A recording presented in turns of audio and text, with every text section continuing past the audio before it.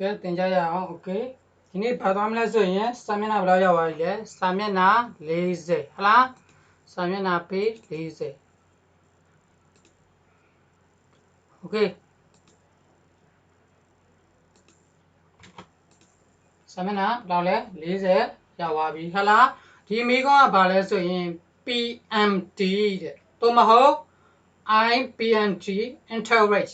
PMT ဆိုတာဘာလဲဆိုရင် payment monthly total ဟလား IPMT ကကြတော့ interest payment monthly total အတိုးနှုန်းတွေကိုတွက်တဲ့သင်ခန်းစာဖြစ်ပါတယ်ဥပမာတစ်ချက်ကြည့်ပါ cost of hot cost ဆိုတာကုန်ကြတာ hot ဆိုတာအိမ်တစ်လုံးရဲ့ကုန်ကြတဲ့ငွေဒီဘယ်လောက်ရှိလဲ9သိန်းရှိတယ်တဲ့ down payment စရန်ဘယ်လောက်ပဲပေးထားလဲ3သိန်းပဲပေးထားပါတယ်တဲ့လုံးအမောက်ဒါဆိုရင်လုံးဆိုတာဒီနေရာမှာအများကြီးစားသွင်းလို့ရတယ်လုံးဆိုတာဘာလဲရှင်းငွေအမောက်ဒီဘယ်လောက်ဖြစ်မလဲတဲ့ဒါဆိုရင်ရှင်းငွေအမောက်ကိုလိုချင်သိချင်ညီမချင်းအိမ်တစ်လုံးစုစုပေါင်းအိမ်တစ်လုံးထဲကနေဘာအောင်နှုတ်လိုက်လဲစရန်နှုတ်လိုက်ဘယ်လောက်ကျန်လဲ4သိန်းတော့ကျန်သေးတယ်ဒါသူ့ရဲ့ရှင်းငွေပဲဒါ4သိန်းရှင်းပြီးမှဘာလုပ်တာလဲ4သိန်းတော့ကျန်သေးတယ်ပေါ့အိမ်တစ်လုံးက9သိန်းကျတယ်စရန်3သိန်းဒါဆိုရင်ဘယ်လောက်လဲဆိုတော့4သိန်းတော့ကျန်သေးတယ်တဲ့ရှင်းပြီးပေးလိုက်တယ်ဆိုတဲ့သဘောမျိုးပေါ့နော်နောက်တစ်ခါတော့ PND or EMI or monthly payment တစ်လချင်းရဲ့ PND ပေးရမယ့်အတိုးနှုန်းကိုရှာခိုင်းပါတယ်တဲ့ဟုတ်လားနောက်တစ်ခုတော့ပြောမယ် minimal interest rate minimal ဆိုတာတော့ပုံမှန် interest rate ကဘယ်လောက်ရာခိုင်နှုန်းလို့ပြောတယ်လဲ9ရာခိုင်နှုန်းလို့ပြောတယ်ဟုတ်လားဒါပေမဲ့ year of loan နဲ့ဘယ်နှစ်တောင်သတ်မှတ်ပေးထားတာလဲရှင်းငွေက9နှစ်လို့သတ်မှတ်ပေးထားတယ်ဒီကောင်နှစ်ပေါ့နော်9နှစ်လို့သတ်မှတ်ပေးထားပါတယ်တဲ့ total monthly ဆိုတာဘာလဲဆိုရင်စုစုပေါင်းလဟုတ်လား period year ဘယ်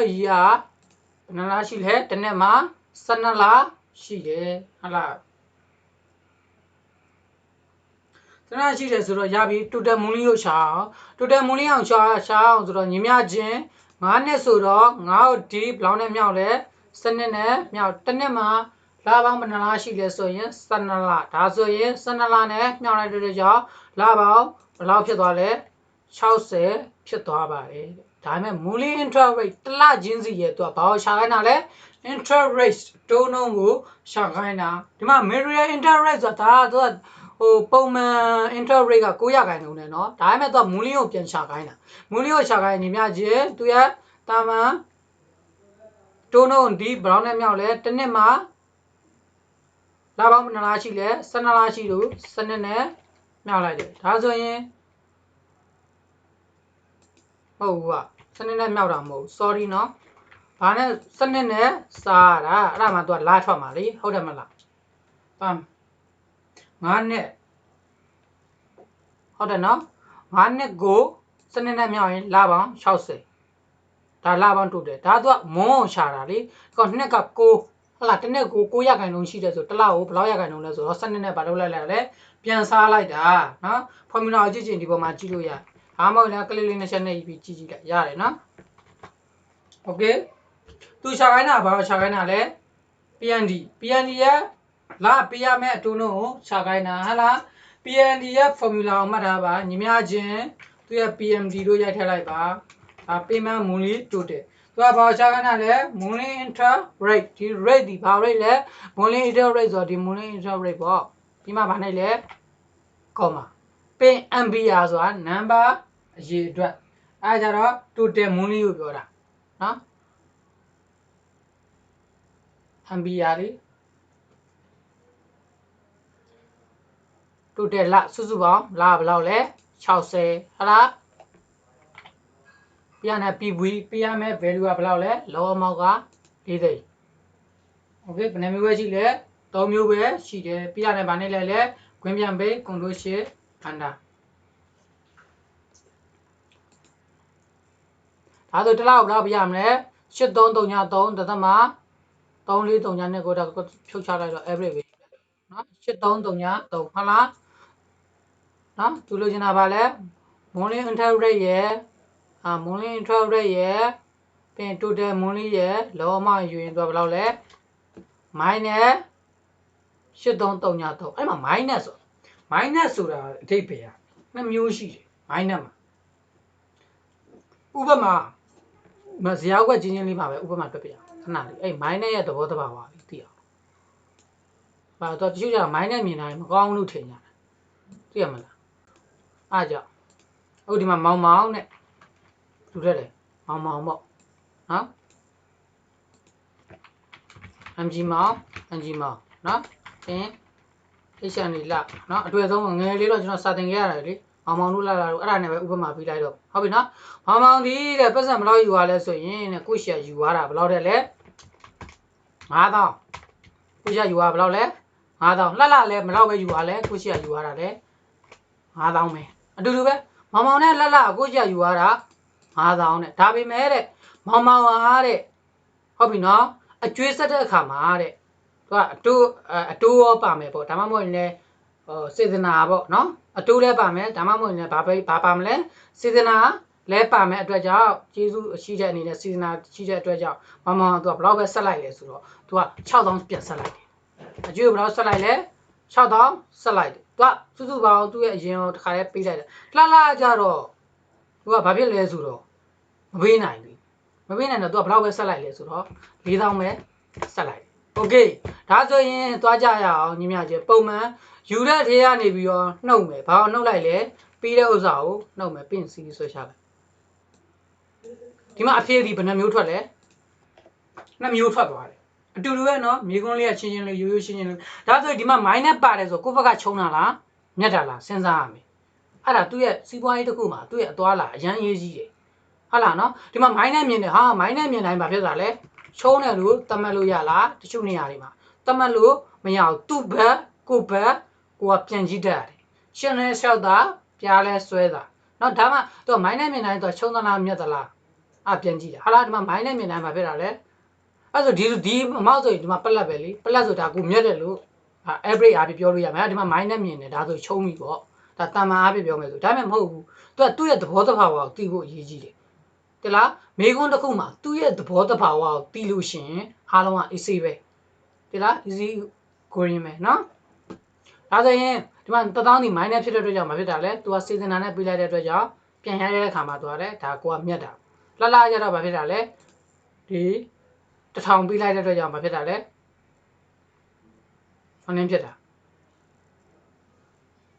1000မဟုတ်ပါဘူး1000ဒါ1000ကျန်သေးတယ်ပေါ့ဒါကြတော့1000မြတ်တယ်ပေါ့ဒါအဲ့လိုပြန်ပြီးတော့တတ်မှတ်လို့ရတယ်ဘာဖြစ်လို့လဲဆိုသူ့ရဲ့သဘောတဘာဝကိုကိုကသိနေလို့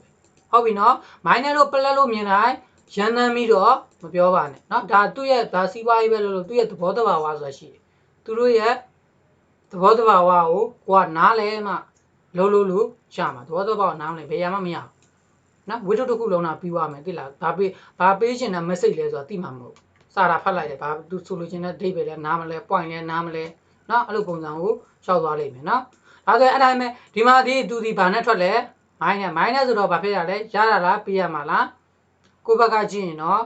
ရတာသူ့ဘက်ကကြည့်ရင်တော့ဘာဖြစ်မှာလဲပေးရမှာအဲ့လိုပုံစံနဲ့တွက်ဟုတ်တယ်နော်တကယ်လို့ဒါဒီအချက်မှာ minus ခံပြီးတွက်မယ်ဒီလုံးအမောက်ကို minus ပေးရမှာဆိုတော့ minus ပဲလေခံပြီးတွက်ရင်ဘယ်လောက်လဲ plus နဲ့ပြန်ထွက်သွားတယ်လား PND ဆိုတာ formula နော်သူကတချို့နေရာကြီးက minus ခံပြီးတော့ထုတ်တာတွေရှိတယ်ဒီတိုင်း plus ပဲခံပြီးထုတ်တာတွေပဲရှိတယ်နောက်တစ်ခုသွားမယ် မွန်းဆိုတာဘယ်နှလားရှိလဲဒီခေါင်းလေးကိုဖြတ်လိုက်အောင်နောက်ကြသူကဘာဖြစ်နေလဲမက်ဆယ်ပေါင်းထားတယ်နော်မက်ဆယ်ကိုပြန်ဖြုတ်လိုက်အနေရများလို့ဒီမှာကျန်တိုတယ်မွန်းလေးဒီလာပေါင်းဘယ်လောက်တဲ့လဲ60လာပေါင်းဘယ်လောက်ရှိတယ်လဲ60ဒီမှာဘယ်နှလားပေးထားတာလဲ5တလား2လား3လား4လား5လားပဲပြီးတာဒါတော့မွန်းနေပေါ့လာပြီပေါ့နော်ဒါပေမဲ့ကျွန်တော်စာအုပ်ကထုတ်တဲ့ခါမှာမဖြစ်သွားလဲဆိုစာအုပ်ထုတ်တဲ့ခါမှာစာအုပ်ကလေ A4 စာအုပ်ဆိုနဲတဲ့အတွက်ကြောင့်ဒါဥပမာပေးတာနော်တကယ်တင်တဲ့ခါမှာသူကလာပေါင်းဘယ်လောက်ထိဆွဲပေးရမှာလဲ60ထိဆွဲပေးရမှာအဲ့ဒါမှသူ့ရဲ့အဖြေကကြိုက်တယ်မကြိုက်ဘူးဆိုတာဘာလို့ လဲ confirm ပြန်လုပ်လို့ရမှာလေနော်လို့ဆိုရင်တော့မှန်တယ်မှားတယ်ဆိုတာဘယ်လို့မှမသိနိုင်ပါဘူး okay 60ဆိုတော့ဒါတော်တော်လေးတော့များနေပြီနော်ဖြတ်ရှင် debate ဖြတ်ရှင်မကြမ်းdelete ကိုဖြတ်လိုက်ဘာကြံတယ်လဲမြင်းချောင်းနေကြံတယ်နော်အန်ယူပြန်ဆင်းလိုက်မယ်မြင်းချောင်းနေကြံတဲ့အတွက်ကြောင့်ဘယ်ထဲသွားမလဲ clear တွေက clear on နဲ့ဖြတ်လိုက်တော့အကုန်ပြတ်သွားတယ်ဒီပါဒါက60နှစ်ထိပဲထားလိုက်ပါတော့ဒါပါတယ်63နဲ့ထားလိုက်ရတယ် နော်အဲ့လောက်ပဲထားလိုက်နော်ဥပမာဒီမှာတော့ဘာဖြစ်မလဲဇာတ်ဝက်တစ်ဝက်ရှိမယ်63တိ okay သူကတစ်လချင်းစီရဘာကိုရှာခိုင်းတာလဲ IPND ဆိုတာ I ဆိုတာ interest PND ဆိုတာ payment monthly total IPND ရဲ့ formula နဲ့တွားမယ်ဒါဆိုရင်ညီမချင်းသတ်မှတ်လိုက်ပါတယ် IPND okay သူလိုချင်တာပါလဲ monthly interest rate okay monthly interest rate ဆိုတော့ monthly interest rate ကတစ်လချင်းစီရအတုံးတော့ဒီမှာလေ 0.75 ဒီ 0.75 ဒီအားလုံးလားတွေနဲ့တွက်မှာအားလုံးလားတွေနဲ့တွက်မှာလည်းမသူ့ဘာနေပြရလဲ F4 မေးပါနဲ့အဲ့ဒါအရေးကြီးဆုံးအချက်တစ်ချက်ဖြစ်ပါတယ်နော်ပြီးသွားလို့ရှိရင် तू ကဘာလဲဆိုရင်ဒီမှာကျတော့ तू ကဘာပါလဲပါအရေးအတွက်ကိုပြောတာအရေးအတွက်ကဘယ်လောက်လဲတစ်လဆိုတော့ဒီတစ်လဒီတစ်လနေရာမှာလဲဘယ်နှလပြောင်းသွားနိုင်လဲနှစ်လလဲပြောင်းသွားနိုင်တယ်သုံးလလဲပြောင်းသွားနိုင်တဲ့အတွက်ကြောင့် F4 နဲ့ဆရာလို့လားမလို့ပါဘူးဒီတိုင်းပဲခေါ်မှာကိုလိုက်ပါ MBR ဆိုလာပါမလောက်လဲ60လာပါမလောက်ထိရှိတာလဲလာပါ60ထိရှိတာ60မလို့60နေတယ်အဲ့60ဒီတစ်လနဲ့လဲတွက်မှာနှစ်လနဲ့လဲတွက်မှာသုံးလနဲ့လဲတွက်မှာလေးလနဲ့လဲတွက်မှာဆိုတဲ့အတွက်ကြောင့်သူကဘာနှိပ်ပြရလဲအသေးထားဖို့အတွက် F4 နှိပ်ပြရတယ်ပင်ကောမပင်လုံးအမောက်ဆိုတာဘာလဲရှင်းဝင်မှာသူကမိုင်းနဲ့ထည့်ရင်ဘာနဲ့ထွက်မလဲ4သိန်းဟုတ်တာနော်လုံးမောက်ဘယ်လောက်လဲ4သိန်းမိုင်းနဲ့ထည့်ရင်သူကဘာနဲ့ထွက်မလဲပလက်နဲ့ထွက်မယ်ပြင်ခွင့်ပြန်ပိတ်ကိုနိုရှေအန်ဒါဘာဖြစ်လို့ဒီမှာပလက်နဲ့ထွက်တာလဲတွေ့လားဖော်မြူလာတွက်တဲ့ကဘာခံလိုက်တာလဲမိုင်းနဲ့ခံလိုက်တာဒီလိုမိုင်းနဲ့မခံဘူးဆိုဘာနဲ့ထွက်မလဲပလက်နဲ့ထွက်မယ်မိုင်းနဲ့မခံဘူးဆိုရင်မိုင်းနဲ့ထွက်မယ်ဟုတ်ပြီမိုင်းနဲ့ထွက်မယ်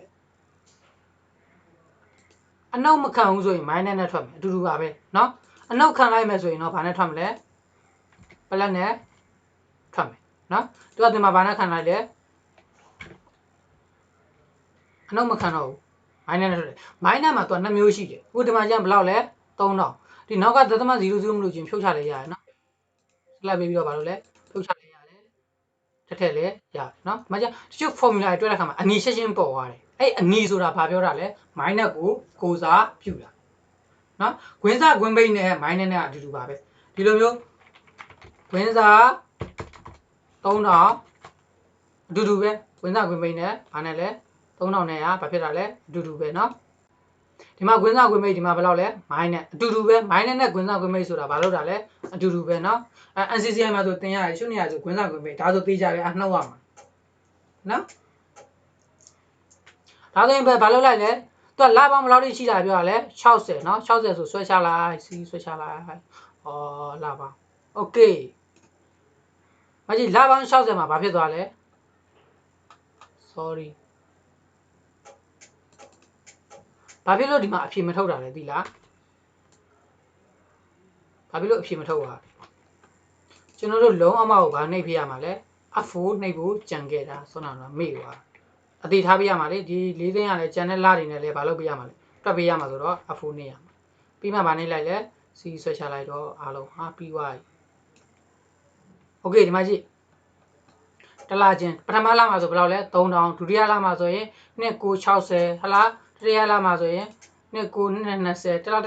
လနဲ့သူတတ်မှတ်ထားတာဘယ်နှစ်လို့ပြောတာလဲ9နှစ်တတ်မှတ်ထားတော့လပေါင်း60လပေါင်း60ပြည့်သွားတဲ့အခါမှာလုံးဝမရှိတော့60လမှာသူအဖြေထုတ်သေးလား62မှာအဖြေထုတ်သေးလား60သူဘယ်ထိပဲအဖြေထုတ်ပေးလဲလပေါင်း60အထိပဲအဖြေထုတ်ပေးတယ်ဘာဖြစ်လို့လဲဆိုတော့သူသတ်မှတ်ထားတဲ့လပြီး9နှစ်လေ9နှစ်ဆိုတော့လပေါင်း60စနစ်9လေး60မို့လို့60ထိပဲသူအဖြေထုတ်ပေးတယ်60ထဲကျော်သွားရင်လုံးဝသူကလုံးဝမရှိတော့အကျွေးတွေအကုန်ကျေပြီလို့သူကဘာလုပ်လိုက်တာလဲသတ်မှတ်လိုက်တာပါเนาะဒါဆိုရင်ဘာဖြစ်သွားပြီလဲဒီ formula